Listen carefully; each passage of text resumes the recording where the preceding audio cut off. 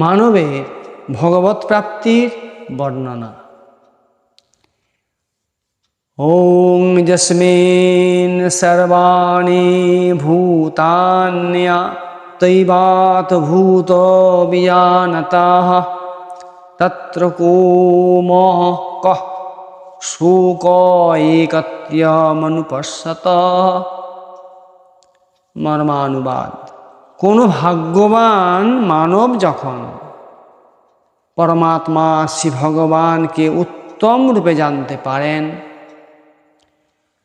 যখন সেই ভাগ্যবান মানবের ভগবত দৃষ্টি লাভ হয়, যখন তিনি প্রাণীমাত্রেই একমাত্র গতি, একমাত্র শহীদ, একমাত্র জ্ঞাতব্য তত্ত্ব সে ভগবানকেই অনুভব বা দর্শন করতে থাকেন, তখন তার মধ্যে সর্বত্র পরমাত্মা সে ভগবানই দর্শন হতে থাকে।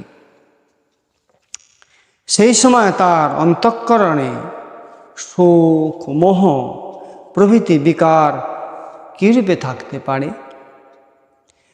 তিনি তো তখন এমন আনন্দমগ্ন হয়ে যান যে শোক মহাদি বিকার সমূহে ছায়াও তার চিত্তে থাকতে পারে না।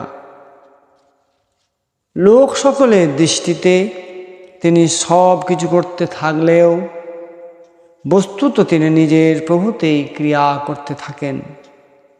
তার কাছে প্রভু ও প্রভুর লীলার অতিরিক্ত অন্য কিছুই আর থাকে না।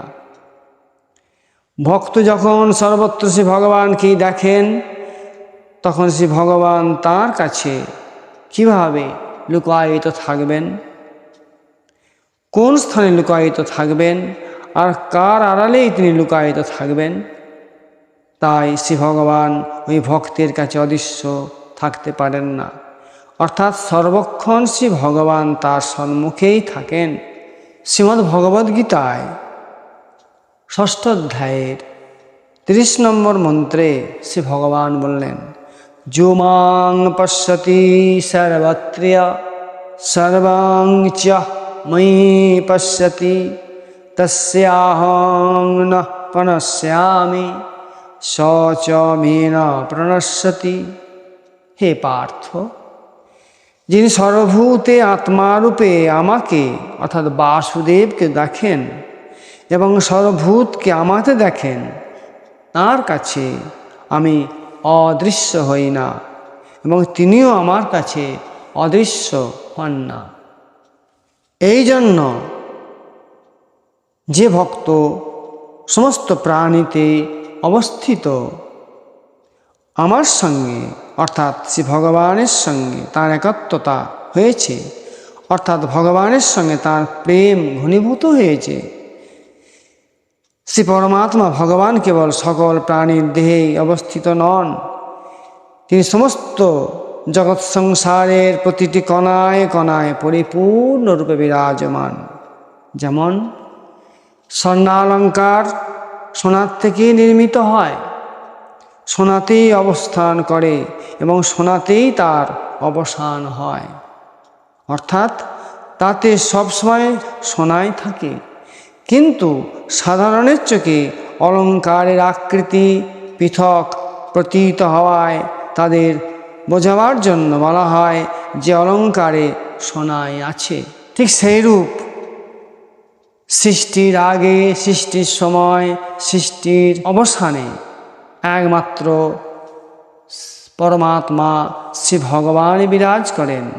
কিন্তু অজ্ঞানী জীব তারা জগৎ সংসারকে শ্রী ভগবানের স্বরূপ বলে মনে না করে শুধুমাত্র জগৎ সংসার মায়াবিলাসী মনে করেন, তেমনি আচরণাদি করেন এবং তারা বলেও থাকেন, আমরা সংসারী মানব, সংসারে বসবাসকারী।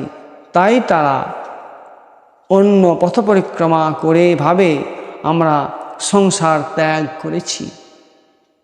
কিন্তু বাস্তব সত্য শ্রী ভগবানের তত্ত্বজ্ঞানী ভক্ত এই কথা জানেন, অনুভব করেন যে সমস্ত জগৎ সংসার শ্রী বাসুদেবের রূপ।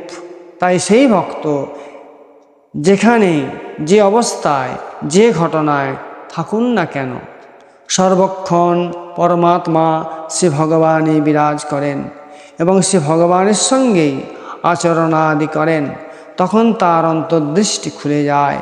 সেই মহাত্মা তিনি নিজ শরীরের সুখ দুঃখের ন্যায় সবার সুখ দুঃখকে নিজের বলে মনে করেন। অন্যের দুঃখে দুঃখিত হওয়া মানে নিজে দুঃখী হওয়া নয়, বরং অপরের দুঃখ দূর করার চেষ্টা করা। তেমনি নিজে সুখী হওয়ার জন্য অপরের দুঃখ দূর করা নয়, বরং সেই ব্যক্তিকে করুণা করে সুখী করার চেষ্টা করা।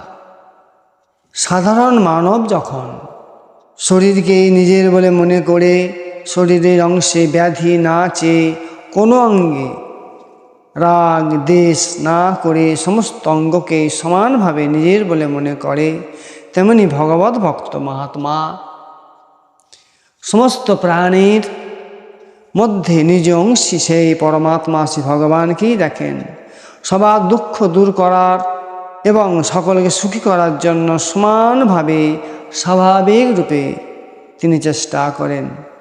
তিনি বস্তু, যোগ্যতা, সামর্থ্য এগুলি নিজের মনে না করে সবই শ্রী ভগবানের বলে মনে করেন। যেমন গঙ্গা জল দ্বারা গঙ্গাকে পূজা করা হয়, প্রদীপ দিয়ে যেমন সূর্যকে পূজা করা হয়, তেমনি সেই ভক্ত শ্রী ভগবানের বস্তু সকল শ্রী ভগবানকেই অর্পণ করেন।